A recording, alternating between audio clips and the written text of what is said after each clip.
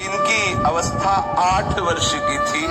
ये अपने माता पिता के साथ पंढरपुर आई हुई थी। उसी 8 वर्ष की अवस्था में इन्होंने नामदेव जी महाराज के यहाँ सेवकाई स्वीकार कर ली, क्योंकि माता पिता बहुत ही गरीब घर के थे। पिता का शरीर पूरा हुआ, माता का शरीर पूरा हुआ कुछ ही दिनों में। तो इनके हृदय में एक बात आ गई, मेरा जीवन प्रभु के लिए है, तो कैसे मैं प्रभु को समर्पित हूँ। तो अपने जीवन को प्रभु में समर्पित करने के लिए वही पंढरपुर में श्री नामदेव जी महाराज के घर में सेवकाई स्वीकार कर ली।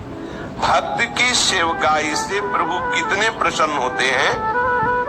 हमारे हृदय में यदि भक्तों के प्रति श्रद्धा हो जाए तो भगवत प्राप्ति कितनी सरल है, इस प्रसंग से देखिए। श्री जनाबाई जी प्रायः संत सभा में नामदेव जी की दासी के रूप में प्रसिद्ध हुई है। ये जनाबाई जी को महाराष्ट्र में बहुत आदर से नाम लिया जाता है और इनके बहुत वृंदावन और ऐसी इनकी नाम में प्रीति हुई नामदेव जी के प्रभाव से कि बड़े बड़े सिद्ध संत जन इनका स्मरण करते थे। कबीर दास जी जैसे सिद्ध संत जनाबाई जी के चरणों में प्रणाम करते थे।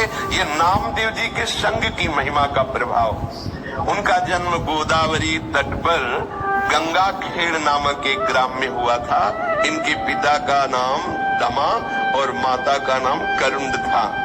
बचपन में ही इनकी मां पधार गई और पिता जो इनको विठ्ठल भगवान के दर्शन के लिए लाए, तो वहीं उनका भी शरीर पूरा हुआ और ये नामदेव जी के चरणों में समर्पित हो गई। इनके हृदय में एक बात आई कि प्रभु की प्राप्ति का उपाय एक ही है, कोई भक्त प्रसन्न हो जाए, कोई भक्त मुझे अपना के दे। और भगवान इस बात की बाट जोहते रहते हैं, जब तक कोई भक्त प्रभु के अनुराग में जो डूबा हुआ है वो अपना नहीं कहता, तब तक प्रभु हृदय से नहीं लगाते। जनाबाई जी के हृदय में भगवत प्रेरणा से बात आ गई थी कि कोई भक्त हम पर कृपा कर दे तो हमें भगवान का साक्षात्कार हो जाए। इसलिए उन्होंने सेवकाई स्वीकार कर ली नामदेव जी के यहाँ, और अन्य आश्रय कोई रह नहीं गया था। नामदेव जी निरंतर भजन परायण, निरंतर नाम में डूबे रहते थे। नामदेव जी जैसे महात्मा की सेवकाई मिल जाए, ये तो प्रभु की सेवकाई से भी बढ़कर के है। अब जनाबाई जी के हृदय में एक ही बात थी कि मैं नामदेव जी को प्रसन्न कर लूं। नामदेव जी हृदय में पूरे परिवार के कमरे नामदेव जी को प्रसन्न कर लूं। नामदेव जी के पूरे परिवार के कपड़े धोना, पूरे परिवार के लिए आटा पीसना, पूरे परिवार के लिए भोग तैयार करना, पूरे परिवार के लिए हर समय अपने प्राणों को समर्पित किए हुए तन्मयता पूर्वक सेवा करना। बर्तन मांज रही हैं, कपड़ा धो के ला रही हैं, झाड़ू पोछा कर रही है। आप सोचो, पूरे परिवार की स्वयं सेवा करती। उनकी सेवा में एक बड़ा आनंद प्रकट होने लगा। वो इस भाव से कि नामदेव जी की जिस दिन कृपा दृष्टि हो गई उस दिन मुझे भगवत साक्षात्कार हो जाएगा। अब नामदेव जी की सेवा प्रभाव से निरंतर नाम चलने लगा। भजन न हो संग बिन, देखो संग हुआ, अब चेष्टा नहीं करनी पड़ रही। जो नामदेव जी जब करते थे वही जो कीर्तन करते थे वही जनाबाई कीर्तन करने लगी, नाम स्मरण करने लगी।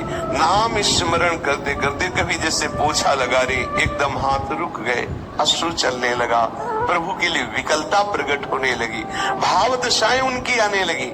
श्री जनाबाई जी के हृदय में विठ्ठल भगवान के प्रति प्रबल आसक्ति होने लगी। जब कभी सेवा से अवसर मिलता, मंदिर में जाती, ठाकुर जी को देखती ही रहती, और देखते देखते एकदम विकलता होती तो रोने लगती, एकदम आनंद बढ़ता तो नाचने लगती। ऐसी दशा जनाबाई जी की श्री नामदेव जी की सेवा से होने लगी। जनाबाई श्री नामदेव जी की सेवा में मगन रहने लगी।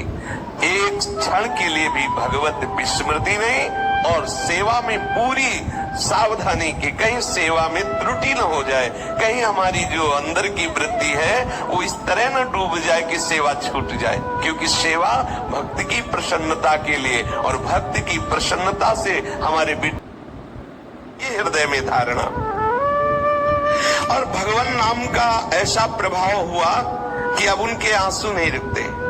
सोहनी लगा रहे, अश्रु प्रवाह हो रहा, बर्तन मांज रहे, अश्रु प्रवाह हो रहा। देखो कैसी कृपा हुई भक्त संघ की, जिसकी बड़े बड़े साधु जन उपासक जन आकांक्षा करते, वो जनाबाई को प्राप्त हो रहा है। वो कभी रोते रोते सेवा करते करते एकदम व्याकुल हो जाती, हा विठ्ठल, हा विठ्ठल, हा पांडुरंगा, ऐसे पुकार पड़ती। अब एकादशी के दिन नामदेव जी के यहाँ रात्रि में भक्त मंडली एकत्रित होती और कीर्तन करती। कोई मृदंग बजा रहा है, कोई करताल बजा रहा है, कोई नृत्य करते हुए नाम कीर्तन कर रहा है, कोई प्रभु की आनंदमयी लीलाओं का गायन कर रहा है, तो कोई एकांत में बैठा हुआ उन लीलाओं को सुनकर, उन कीर्तन को सुनकर, भक्तों की भावदशा को देखकर अश्रु प्रवाह कर रहा है। पूरी रात्रि, एकादशी की रात्रि में नामदेव जी के यहाँ ऐसा कीर्तन होता और जनाबाई सब सेवा करके एकांत कोने में खड़ी रहती। नामदेव जी और बड़े बड़े भक्तों की भाव दशाएं देखती तो उसके हृदय में और विकलता बढ़ती। संकीर्तन के आनंद सागर में वो पूरी रात डूबी रहती, उसको ये पता ही नहीं चल पाता कि कितने कम समय में रात्रि व्यतीत हो गई। जनाबाई को पूरी रात्रि कीर्तन और गुणानुवाद सुनने पर ऐसा आनंद आता, लगता कि रात्रि तो बहुत कम समय की हुई, एक क्षण में व्यतीत हो गई। उषा काल होते ही, प्रातः काल होते ही सब भक्त मंडली अपनी दिनचर्या को जाती और ये बावरी हुई भगवत प्रेम की मादकता में ठाकुर जी के प्रसन्नता के लिए श्री नामदेव जी की सेवा में मगन रहने लगती। अब इनको आज लगा कि अरे आज तो सूर्यदेव उदय हो गए, सब भक्तजन चले गए और मुझे तो होश ही नहीं रहा, ये तो बहुत बड़ी त्रुटि हो गई। एक दिन एकादशी में ऐसी आनंद वृत्ति में रात्रि में डूबी कि सब भक्त कीर्तन करके चले गए और ये डूबी ही रही। देखा सूर्य चढ़ गए हैं, प्रकाश हो गया है। अब चेतना जगी तो इनको लगा कि जो हमारी नामदेव जी के प्रति सेवा वृत्ति थी, ये तो बहुत हमारे अंदर त्रुटि हो गई, कैसे पूर्ण सेवा हो पाएगी। सबके लिए आटा पीसना है, सबके लिए सब व्यवस्थाएं अकेले करती। और देखो उसमें ये नहीं कि मुझे करना पड़ता है, ऐसा नहीं, उत्साहित होकर प्रसन्न मुद्रा में करती। आंख खुली, देखा तो बहुत देर हो गई, कैसे नामदेव जी की पूरी हम सेवा कर पाएंगी।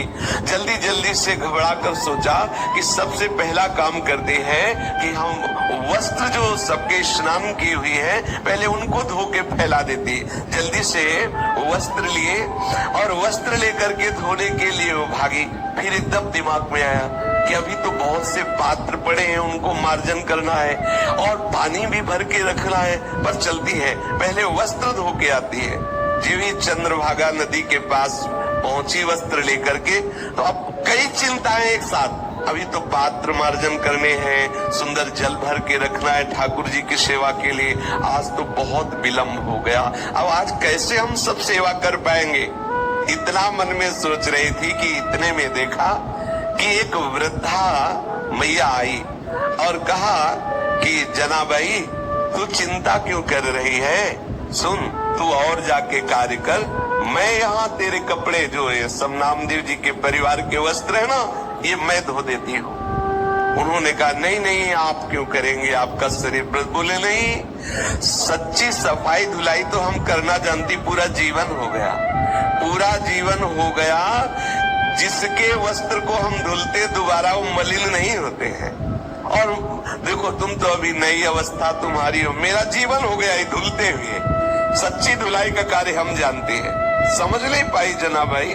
जनाबाई ने कहा मेरे स्वामी की सेवा में आज बड़ी गड़बड़ी हो गई, क्योंकि मैं ऐसी भूल में पड़ गई कि सेवा छूट गई। जनाबाई ने कहा कि अब मुझे नामदेव जी के घर तत्काल भाग के जाना, क्योंकि पात्र मार्जन नहीं किए। अब देखो जैसा भी हो, वो कपड़े वहीं नदी के किनारे छोड़ करके गई और जो कार्य अत्यंत आवश्यक था, जैसे पात्र मार्जन करना और जल भर के रख देना, वो करके वापस आई तो देखा बहुत प्रेम से डूबी हुई वो जो मैया थी, सब कपड़े धो करके और फैला दिए थे और कहा कि देखो तू चिंता मत कर, आनंद पूर्वक सेवा कर।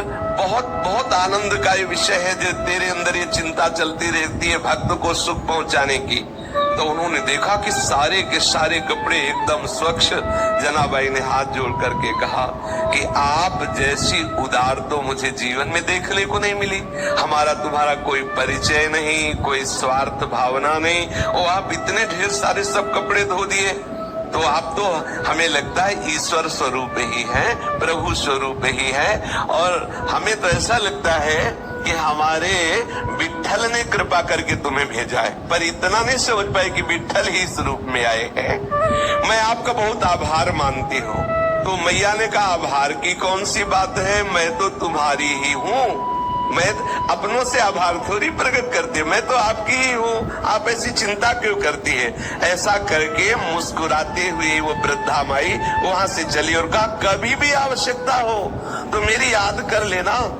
आप जे ही याद करोगे मैं उपस्थित हो जाऊंगी तुम्हारी सेवा के लिए।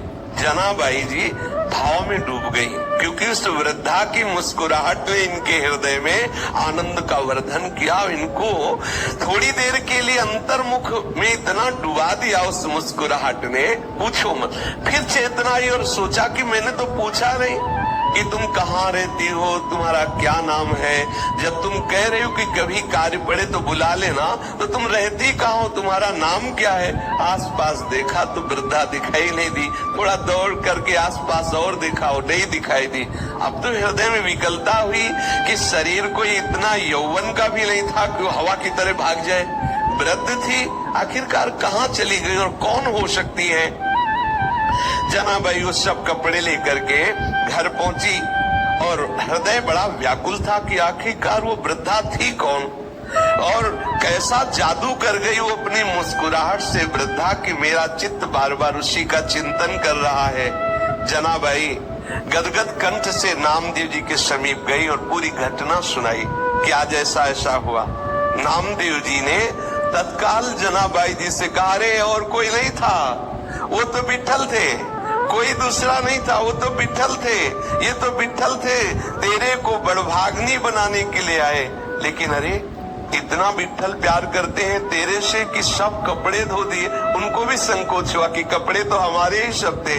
देखो आराध्य देव ने अपने सेवक के कपड़े प्रक्षालन किए। कैसी भक्ति का महिमा में स्वरूप है।